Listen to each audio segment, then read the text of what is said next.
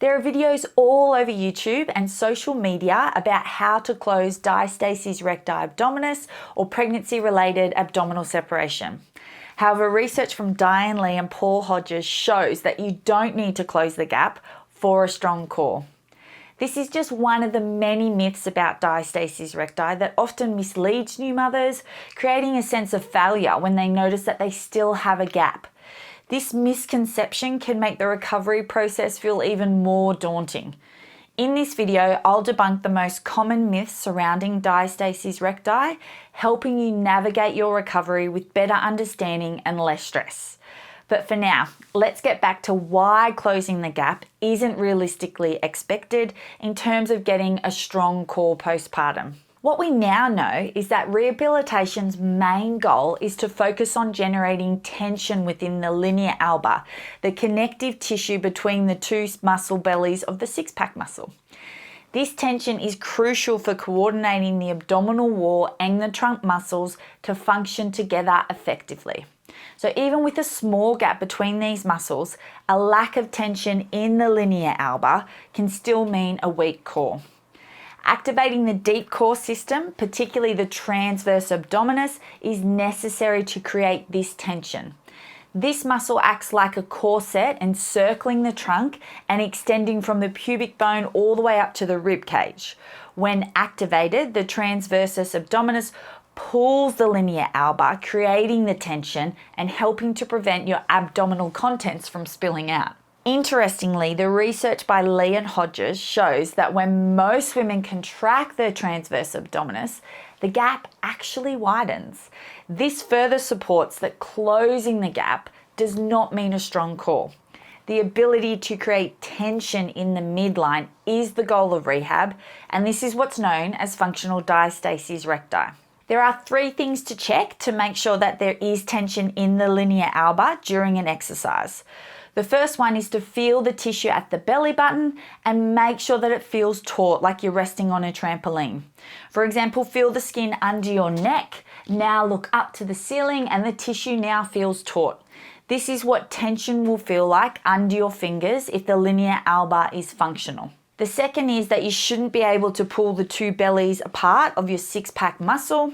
And the third is that if you notice doming in the midline, connect with your transverse abdominis before the exercise.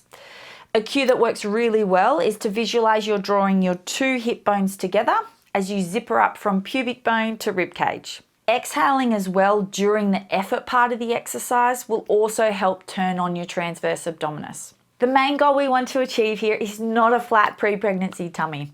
It's to make sure that you have a strong, functional core, which will help prevent and relieve pelvic dysfunction such as incontinence or lower back pain. Another part of optimizing the recovery process is to make sure you're not accidentally doing things that are putting unnecessary pressure on your core. There are several common daily activities and movements that do this, often without you even realizing. I put together a free PDF with all the details on what they are and how to avoid them. You'll find it in a link down in the description box below if you'd like to grab a copy. Now let's talk about belly bands. There's a belief that belly bands and binders help women achieve the lovely flat stomach postpartum, as well as helping diastasis recti heal faster. Belly bands are absolutely great to use in the first 8 weeks postpartum to support the natural recoil of the abdominals and give sensory feedback, but after 8 weeks, healing of the linea alba plateaus and progressive strength training is what is needed to encourage the healing of the abdominals. Essentially, belly bands or binders unload the linea alba, which is the opposite to what it needs to regain strength and heal after those 8 weeks. Belly band and binders should be medically grade, as too much compression can actually increase the pressure within the abdomen, putting extra load through the linea alba as well as the pelvic floor. This can contribute to pelvic floor dysfunction such as urinary incontinence or pelvic organ prolapse. I have put a link below for SRC Health and Baby Belly Pelvic Supports, which are the 2 brands that I recommend for pre- and postnatal compression leggings, shorts and belts. The next myth is that certain strength exercises like crunches, sit-ups, planks and push-ups will make diastasis recti worse, and you'll never be able to do them again if you have a gap greater than 2 centimeters. So there's no evidence to support this. In fact, a gap of up to 2.8 centimeters is considered normal up to 6 months postpartum, and for 40% of women, this distance doesn't even return to pre-pregnancy distance. So the fear of doming has contributed to this myth, and women postnatally have been encouraged to stop any exercises that causes doming down the midline. Firstly, it took 9 months of constant tension in the linea alba for it to adapt. So doming here and there isn't going to do damage. It is your body's way of telling you that the transverse abdominis isn't contracting, or the pressure that you're creating within the abdominal wall is just too much at this time in your rehab. What you need to do is go back through the checklist that I just went through with you to make sure there is functional tension through the linea alba. If you go through this and your fingers are sinking in, you can pull the 2 heads of the six-pack muscle apart and you still see doming, then you need to regress the exercise. This doesn't mean that you can't try the exercises again in 4 to 6 weeks to see if you have developed the ability to create the tension in the linea alba after progressively strength training it. Numerous videos also suggest that following a specific recipe of exercises can heal diastasis recti, but this isn't accurate. The body can adapt to diastasis recti in various ways due to different muscle imbalances and compensated strategies.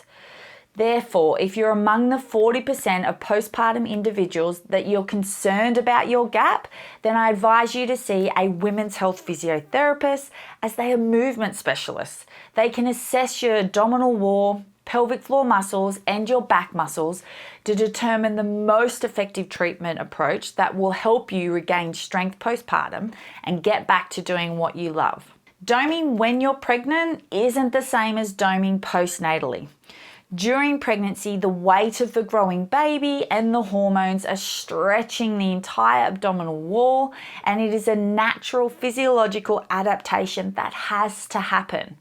This leads to the next myth, which is you can prevent diastasis recti during pregnancy. However, you can't prevent it.